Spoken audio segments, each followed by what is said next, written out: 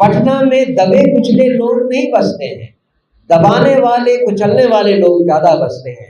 अगर बिहार में हम अपने बच्चों को बुलाना चाहते हैं, उनको एक अच्छी जिंदगी देना चाहते हैं, तो केवल एक ही विकल्प है पटना वासियों के लिए, और वो है जनसुराज। नमस्कार, आप देख रहे हैं चौकस भारत और मैं ब्रजेंद्र। जनसुराज के प्रदेश अध्यक्ष मनोज भारती ने पत्रकारों से बातचीत की।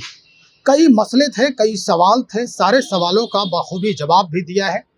लेकिन महत्वपूर्ण कई ऐसे सवाल भी थे जो इस वक्त यानी चुनावी वर्ष में बड़ा ही महत्वपूर्ण हो जाता है, खासकर पटना जो विधानसभा क्षेत्र है, जितने भी वहां को लेकर। एक एक करके जब पत्रकारों ने सवाल किया तो उन्होंने बखूबी जवाब दिया है। हम चाहते हैं कि सबसे पहले मनोज भारती जो प्रदेश अध्यक्ष हैं जनसुराज के, उनकी जुबानी ही इन सारी बातों को आप सुने। जनसुराज पार्टी जो एक व्यक्ति से शुरू हुई थी, आज कम से कम 1 करोड़ लोगों की पार्टी है और लगभग हर विधानसभा क्षेत्र में हमारा संगठन कम से कम ब्लॉक लेवल तक मौजूद है। इतना ही नहीं, बिहार के 93,000 बूथ पर में से लगभग 25,000 बूथ पर हमारे बूथ प्रभारी भी बनाए जा चुके हैं।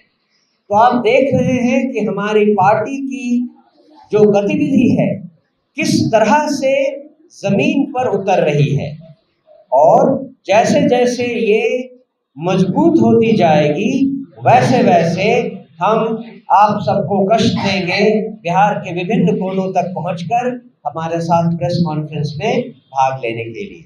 मनोज जी, क्या माना जाए कि आपकी पार्टी ने भी दूसरे पार्टियों से आने वाले नेताओं के लिए दरवाजे खोले? अब आप इसको इस समय पूछ रहे हैं तो इसका क्या मतलब निकाला जाए? कल आपके पास वो पाठक की ज्वाइन किए जो कल तक भाजपा के थे, आपके बगल में दाहिनी साइड अभी यादव जी बैठे हैं, राजद का झंडा जो है क्या माना? नहीं, हर आदमी जो मेरी तरह पॉलिटिक्स में पहले कभी नहीं रहा है और पॉलिटिकली ओरिएंटेड है, किसी न किसी पार्टी में था, क्योंकि जनसुराज उस समय था ही नहीं। जनसुराज ने जन्म लिया, कुछ लोगों को अच्छा लगा, वो चाहे जिस भी पार्टी के हो, अगर उन्हें जनसुराज का मूल मंत्र अच्छा लगा तो वो हमारे साथ जुड़ गए। और जनसुराज का मूल मंत्र क्या है? बिहार में बदलाव, व्यवस्था का बदलाव लाना शुद्धता के साथ। जिनके मन में ये संकल्प है कि बिहार में व्यवस्था परिवर्तन का मूल मंत्र हृदय की शुद्धता और आचार विचार में स्वच्छता है, वो लोग हमारे साथ जुड़ने के लिए तैयार हैं।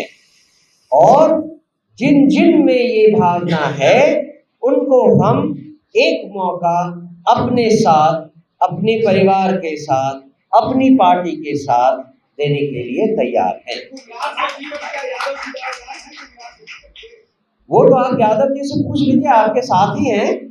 और दावेदारी का जहां तक सवाल है, कुम्हरार में ही अभी 5 दावेदार है, 5 या 7 कितने हैं? 5 दावेदार हैं। तो दावेदार तो बहुत लोग हैं। अब ये डिपेंड करता है कि यहाँ की जनता किन को फेवर करती है। हमारे एक करके जनसुराज किस आधार पर तय करेगा कि हाँ ये कौन हमारे लिए महत्वपूर्ण है या जनता के लिए? हमारे लिए जनता सर्वोपरि है।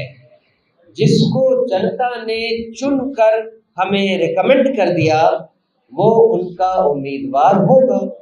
मनोज जी, जिस तरीके से कहा जाता है कि भाजपा पे बड़ा आरोप करता है, वासी मसीह कोई भी व्यक्ति आके मिलने के बाद उसके साथ टुकड़ा हो जाता है, तो क्या आपके पार्टी में मिलने से पहले उनका बैकग्राउंड चेक किया जाता है? अभी तो हमें एक पार्टी बनने दीजिए ना। अभी तो 2 साल पहले तक आप कह रहे थे कि प्रशांत किशोर कौन है, ये जनसुराज क्या है। अब कम से कम पार्टी बनी है तो लोगों को आने दीजिए। अगर ये वॉशिंग मशीन है तो इसका असर आपको अगले 5 साल में मिलेगा। मनोज जी, मेरा एक सवाल है आपसे। बांकीपुर विधानसभा या पटना के सभी विधानसभा क्षेत्रों की बात की है तो लगभग भाजपा का अजय किला माना जाता है। इस किले में सेंध कैसे लगाई? सेंध तो लग चुका। जिस समय भी जनसुराज ने पटना में अपने उम्मीदवारों को, अपने भावी प्रत्याशियों को खड़ा किया, सेंध लग चुका, शुरुआत हो गई है। अब कब ये खत्म होता है इसका निर्णय तो आप लें। जब चुनाव का आह्वान किया जाएगा, जब चुनाव के बारे में चुनाव आयोग डेट फिक्स करेगा उस दिन, या चुनाव के दिन फेज 1 में, फेज 2 में, या फेज 3 में, या फिर रिजल्ट आने के बाद, लेकिन सेंध तो लग चुका। भाजपा लालू का सामाजिक न्याय नहीं भेज सका इन 3 सीटों को, पटना से आंसरी के 3 सीटों को, क्या मानते हैं कि जनसुराज भेज देगा कहीं? लालू जी ने सामाजिक न्याय जो किया था वो दबे कुचले लोगों को एक आवाज देने के लिए था, और ये हुआ, इसमें कोई शक नहीं है।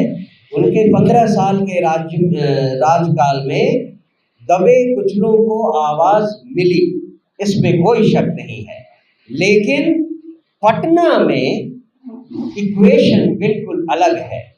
पटना में दबे कुचले लोग नहीं बसते हैं, दबाने वाले, कुचलने वाले लोग ज्यादा बसते हैं। तो शायद लालू जी को वो नहीं समझ पाए, लेकिन जब हम व्यवस्था परिवर्तन की बात करते हैं तो वो दबाने वाले, कुचलने वाले लोग भी समझ गए हैं कि बिहार अगर ऐसा ही रहा तो उनके बनाए हुए बड़े बड़े बंगले जो हैं हमेशा के लिए ही खाली रहेंगे, क्योंकि उनके बच्चे तो बिहार में आने वाले हैं नहीं। अगर बिहार में हम अपने बच्चों को बुलाना चाहते हैं, उनको एक अच्छी जिंदगी देना चाहते हैं, तो केवल एक ही विकल्प है पटना वासियों के लिए, और वो है जनसुराज। जनसुराज के अलावा किसी और पार्टी में ये मादा नहीं है, ये पॉलिसी नहीं है, ये सोच नहीं है कि आपके बच्चों को वो वापस बिहार में आने के लिए कैसे मजबूर करें।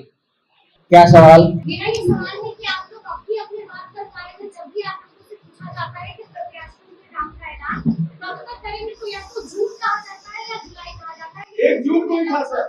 जून लगभग गुजरने वाला है, जुलाई की शुरुआत होने जा रही है। जुलाई अंदर तो माने तय माने कि प्रत्याशियों के नाम किस चल रही है क्या? ये कितना जरूरी है कि हम आपको इस बात के बारे में अभी बता दें कि हम कब प्रत्याशियों का ऐलान करने वाले हैं। आप किसी और दल से ये सवाल पूछते हैं क्या? नहीं पूछते हैं। तो हर राजनीतिक दल इंक्लूडिंग जनसुराज पार्टी ये डिसाइड करने में अपना वक्त लेगी कि हमारे जनता की तरफ से कौन उम्मीदवार हमारे सामने पेश किए जाते हैं। जैसा कि हमने आपको पहले भी बताया, हमारे यहाँ उम्मीदवार हमारी और आपकी मर्जी से नहीं, जनता की मर्जी से चुने जाने वाले हैं।